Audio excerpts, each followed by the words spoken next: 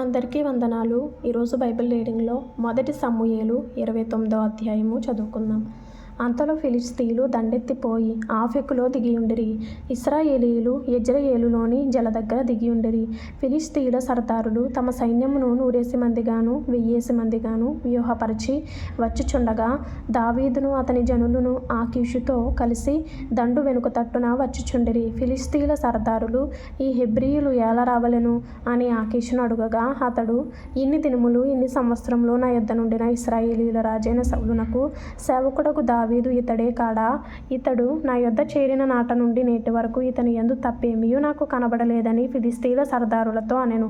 అందుకు ఫిలిష్తీయుల సర్దారులు అతని మీద కోపపడి, ఈ మనుష్యుని నీవు నిర్ణయించిన స్థలమునకు తిరిగి పోనిమ్ము. అతడు మనతో కలిసి యుద్ధమునకు రాకూడదు. యుద్ధమందు అతడు మనకు విరోధి అవునేమో. దేనిచేత అతడు తన యాజమానునితో సమాధానపడును? మన వారి తలలను ఛేదించి తీసుకుని పోవుట చేతనే గదా తన యాజమానునితో సమాధానపడును. సౌలు 1000 కొలదిగాను దావీదు 10,000 కొలదిగాను హతము చేసిరని వారు నాట్యమాడుచు గాన ప్రతిగానములు చేయుచు పాడిన దావీదు ఇతడే కాడా అని అతనితో చెప్పిరి. కాబట్టి ఆకీషు దావీదును పిలిచి, యెహోవా జీవము తోడు, నీవు నిజముగా యథార్థపరుడవై ఉన్నావు. దండులో నీవు నాతో కూడా సంచరించుట నా దృష్టికి అనుకూలమే. నీవు నా యొద్దకు వచ్చిన దినము నుండి నేటి వరకు నీ యందు ఏ దోషమును నాకు కనబడలేదు గాని సర్దారులు నీ యందు ఇష్టము లేకయున్నారు. ఫిలిష్తీయుల సర్దారుల దృష్టికి నీవు ప్రతికూలమైన దాని చేయకుండునట్లు నీవు తిరిగి నీ స్థలమునకు సుఖముగా వెళ్ళుమని చెప్పగా దావీదు, నేనేమి చేసితిని? నా ఏలిన వాడవగు రాజా, నీ శత్రువులతో యుద్ధము చేయుటకై నేను రాకుండునట్లు నీ యొద్దకు వచ్చిన దినము నుండి నేటి వరకు నీ దాసుడనైన నా యందు తప్పేమి కనబడినని ఆకీషును అడిగెను. అందుకు ఆకీషు, దైవదూత వలె నీవు నా దృష్టికి కనబడుచున్నావని నేను ఎరుగుదును గాని ఫిలిష్తీయుల సర్దారులు ఇతడు మనతో కూడా యుద్ధమునకు రాకూడదని చెప్పుచున్నారు. కాబట్టి ఉదయమున నీవును నీతో కూడా వచ్చిన నీ యాజమానుని సేవకులను త్వరగా లేవవలెను. ఉదయమున లేచి తెల్లవారగానే బయలుదేరి పోవలెనని దావీదునకు ఆజ్ఞ ఇచ్చెను. కావున దావీదును అతని జనులను ఉదయమున త్వరగా లేచి దేశమునకు పోవలెనని ప్రయాణమైరి. ఫిలిష్తీయులు దండెత్తి యెజ్రెయేలునకు పోయిరి. తరువాత మొదటి సమూయేలు 30వ అధ్యాయం కూడా చదువుకుందాం. దావీదును అతని జనులను 3వ దినమందు సిక్లగునకు వచ్చిరి. అంతలో అమాలేకీయులు దండెత్తి దక్షిణ దేశము మీదను సిక్లగు మీదను పడి కొట్టి దానిని తగులబెట్టి ఘనులనేమి అల్పులనేమి అందులోనున్న ఆడువారందరినీ చెరపట్టుకొని చంపక వారిని తీసుకొని వెళ్ళిపోయి యుండిరి. దావీదును అతని జనులను పట్టణమునకు వచ్చి అది కాల్చబడి యుండుటయు తమ భార్యలను కుమారులను కుమార్తెలను చెరలోనికి కొనిపోబడి యుండుటయు చూచి ఇక ఏడ్చుటకు శక్తి లేకపోనంత బిగ్గరగా ఏడ్చిరి.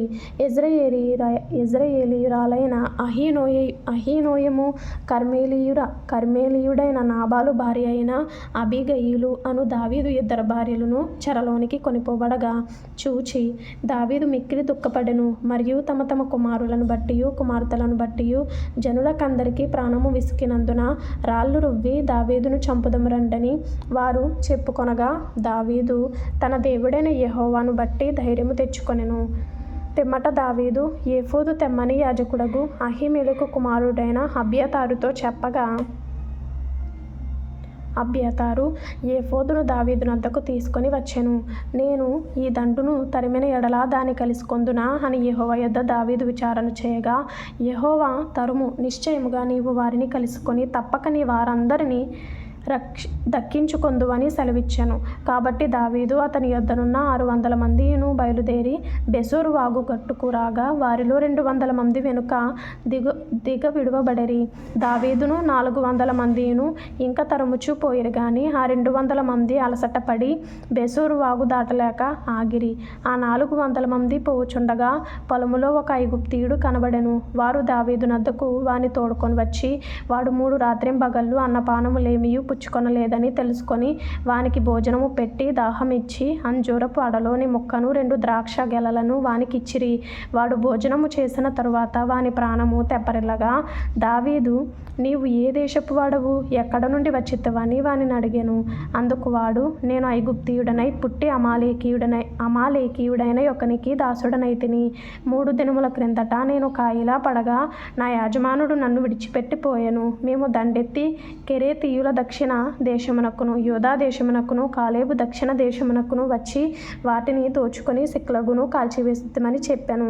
ఆ దండును కలుసుకొనుటకై నీవు నాకు దోవ చూపుదువా అని దావీదు అని అడుగగా వాడు, నేను నిన్ను చంపననియు నీ యాజమానుని వశము చేయననియు దేవుని బట్టి నీవు నాకు ప్రమాణము చేసిన ఎడల ఆ దండును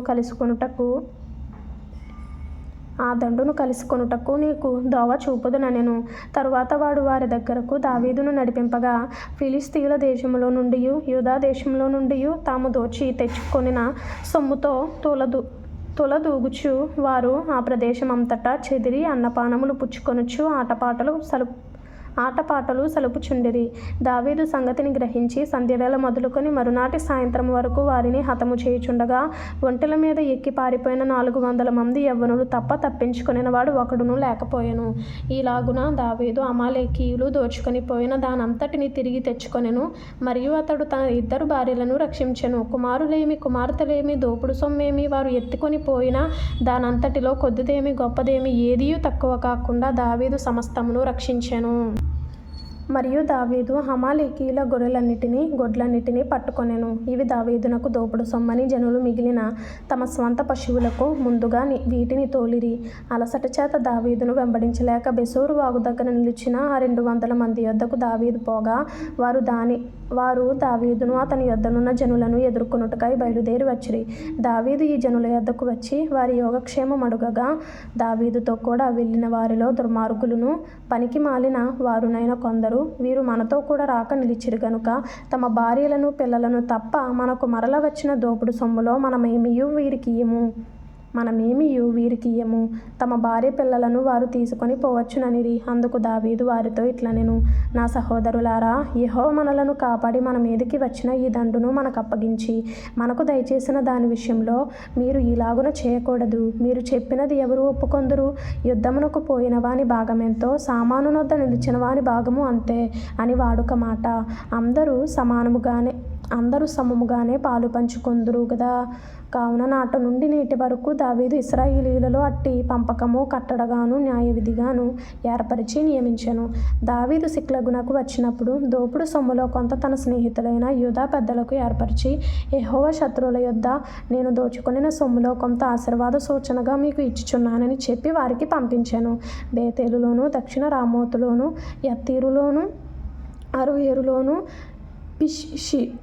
షిప్మోతులోను ఎష్టెమోలోను రాకాలులోను యెరహ్మెయేలీయుల గ్రామములలోను కేనీయుల గ్రామములలోను హోర్మాలోను కోరాషానులోను అతాకులోను హెబ్రోనులోను దావీదును అతని జనులను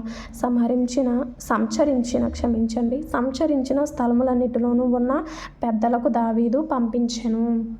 1 సంవత్సరంలోపు బైబిల్ పూర్తి చేయాలి అనే ఆశ కలిగిన వారు ఫాలో చేయండి, లైక్ చేయండి, షేర్ చేయండి, సబ్స్క్రైబ్ చేసుకోండి. ప్రభు మీకు తోడైండును గాక. ఆమేన్.